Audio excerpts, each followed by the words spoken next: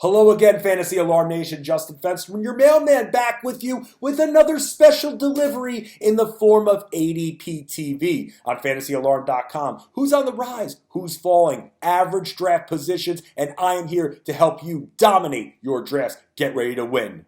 Let's start out with Donte Moncrief.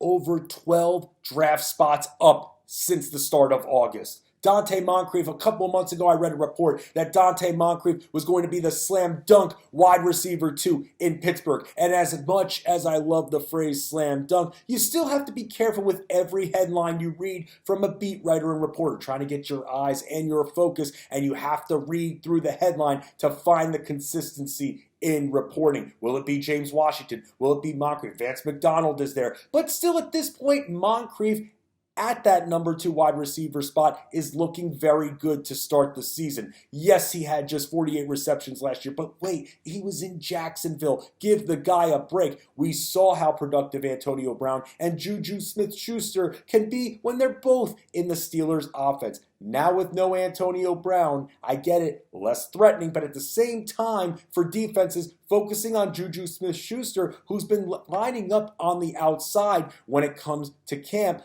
Let's talk about Donte Moncrief. Donte Moncrief lining up opposite Juju Smith-Schuster when he lines up on the outside. That'll be good for him. Expect those targets to go up. Expect the touchdowns to go up. Donte Moncrief in a good spot. Great value. Looking like he will beat out James Washington for that number 2 wide receiver spot in Pittsburgh.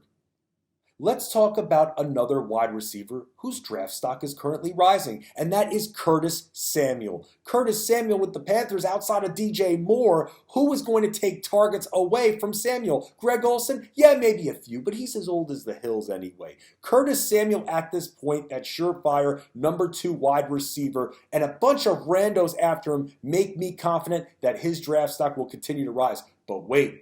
Cam Newton hurt himself in preseason and is now dealing with a foot injury. Injuries just seem to follow Cam Newton around, but it does impact Samuel's value at this point. So expect that rising stock to plateau a bit, maybe even drop a tad until we figure out what's wrong with Cam Newton. Cam Newton's injury is expected to be minor, not to require any kind of surgery or any kind of missed time. For now. Still waiting on those x-rays, but still when it comes to Cam Newton, should be able to be active week 1, and Samuel's value is safe at this point. But when it comes to how quickly he's been rising up the boards in August, that should plateau because once again, Cam Newton is battling an injury. A tight end's draft stock who is currently falling right now. Jimmy Graham's over 9 draft spots. Why, guys? Why is he falling? Because Fensty, Aaron Rodgers doesn't target his tight ends. That is a different offense that we're looking at in Green Bay this season. And if you look at his receptions from the last 2 seasons, only a difference of 2 between 2017 with Seattle and 2018 with Green Bay. Jimmy Graham had 4 fewer touchdowns in 2018 than he did in 2017. But that can absolutely change. You're paying $1 or 2 for this guy who you know has the skill set to produce. What a great value at this point. Even though his stock is falling, that's not a negative thing. Take advantage of it. It gives you more of a reason to wait on drafting tight ends because you're in streaming territory at this point. You're paying $1 or $2 for Jimmy Graham in a new offense with a healthy Aaron Rodgers. And Jimmy Graham, by the way, has been able to show his durability over the last few years. So why he's all of a sudden dropping this much, I have no idea. But that's where you can take full advantage of streaming that tight end and drafting that tight end at the end of your drafts. Jimmy Graham dropping over 9 spots doesn't make any sense to me. That's what we call an ideal value, and that is a player that I'm going to eat up as much as I can.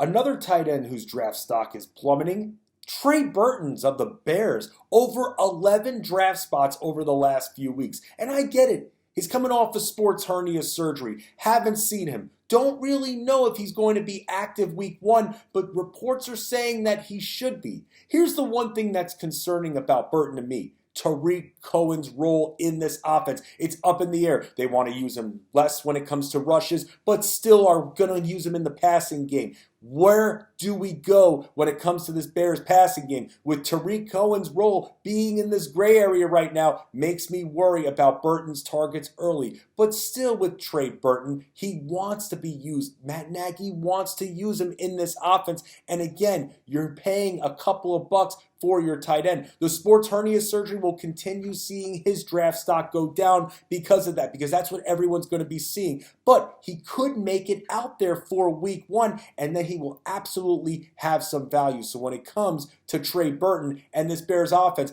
a very small investment to get a piece of this Bears offense. But when it comes to Trey Burton coming off the sports hernia surgery, haven't seen him yet. That draft stock will go down. That doesn't mean you stay away. You're looking to draft a tight end late. He will absolutely be there.